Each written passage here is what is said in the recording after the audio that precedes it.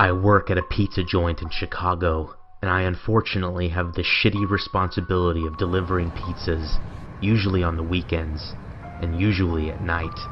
I've asked my boss for day shifts, but she seems to ignore my requests and give me whatever shifts I don't want the most.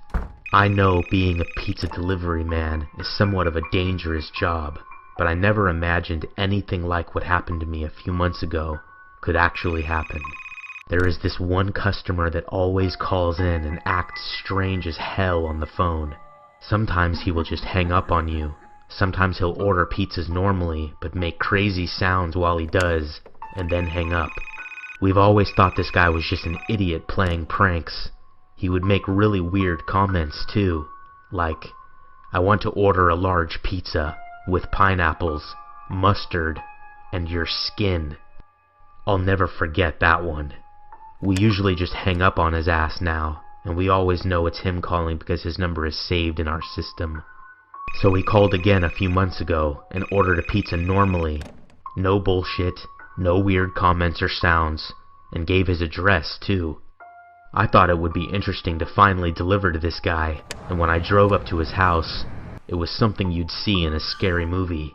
An old as hell looking place right on the line where we don't deliver, not in the busy part of the city where most of our orders come in.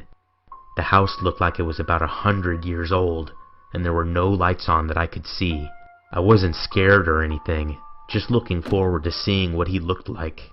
When I went to the front door, I rang the bell, but it wasn't working, so I knocked.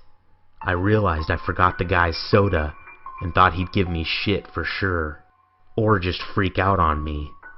Nobody answered right away, so I knocked again on this big door. He opened up after that second time. He was wearing this weird-looking mask around his mouth. Only his mouth. His eyes were opened wide, and I told him how much the pizza was, and that I was sorry I forgot the drink. He looked down, I think, and then said, "It's okay," and then looked at me again.